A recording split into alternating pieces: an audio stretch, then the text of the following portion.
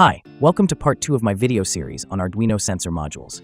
In my previous video, I discussed several basic sensors and explained their functionality. If you haven't had a chance to watch it yet, please refer to the info card or the video description below.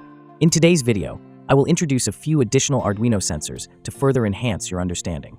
So, if you are new to the channel, I encourage you to subscribe for more content related to technology and electronics. Now, let's get started. This is a gas detection sensor module. There are several types of gas sensors like MQ2, MQ3, MQ4, etc. Each is designed to detect specific types of gases depending on the application. I have this MQ6 model gas sensor, which is designed to detect the presence of flammable gases such as LPG, butane, propane, methane, and other combustible gases in the air. It's commonly used in gas leak detection systems, safety alarms, and smart home safety devices. The sensor operates on 5 volts and contains a sensitive layer of tin dioxide that changes resistance in the presence of gas. It provides both analog and digital data output that can be displayed on an external display. The digital output threshold can be set with this built-in potentiometer. The MQ6 module has a fast response time and good sensitivity, but it requires a preheating time of 20 to 30 seconds to stabilize before giving accurate readings. It's easy to interface with Arduino and other microcontrollers, making it perfect for DIY safety projects or IoT-based gas monitoring systems. There are 4 pins in the module, including VCC, ground, analog output, and digital output. The RTC module is a timekeeping device that allows microcontrollers like Arduino, ESP32, or Raspberry Pi to track accurate time and date even when powered off. One of the most commonly used RTC modules is the DS1307, or the more precise DS3231. I have this DS3231 RTC module, which includes an internal clock and a coin cell battery backup, so it can continue running when the main system is turned off or reset. This is the main IC of this module, and on the other side there's a battery holder where you can attach this CR2032 lithium cell. The module communicates with microcontrollers via the I2C protocol using SDA and SCL pins, and it keeps track of seconds, minutes, hours, day, date, month, and year.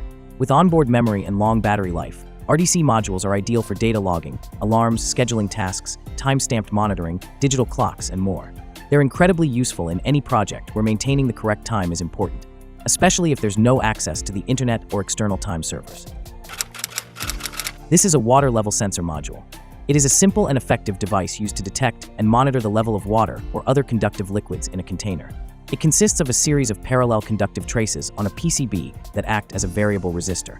As the water level rises, more of the sensor's conductive tracks come into contact with the liquid, which changes the resistance and produces a corresponding analog voltage output. This analog signal can be read by microcontrollers such as Arduino, ESP32, or Raspberry Pi, allowing the system to determine the water level in real time.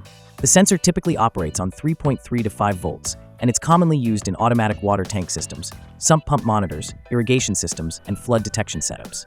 It's easy to use, cost-effective, and a great choice for projects requiring liquid-level monitoring. However, for long-term applications or harsh environments, waterproof or capacitive sensors are often preferred to avoid corrosion. The module has 3 pins, including VCC, ground, and a signal pin. This is a fingerprint sensor module. There are several types available in the market. Some of the commonly used models include the R305, R307, AS608, etc. Most of them work in pretty much the same way. The one I'm using here is the R307S model, which is basically the upgraded version of the R307. This is a compact and reliable biometric sensor designed for fingerprint recognition and identification tasks.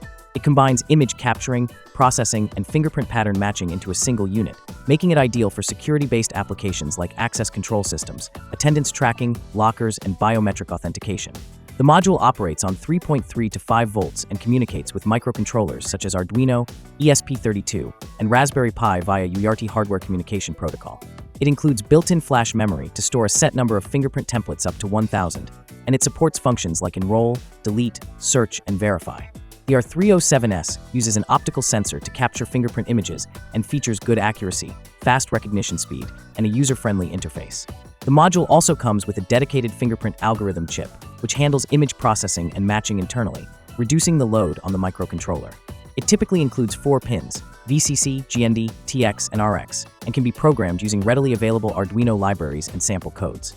The R307S is widely used in DIY security systems, biometric door locks, smart safes, and IoT-based identity verification projects.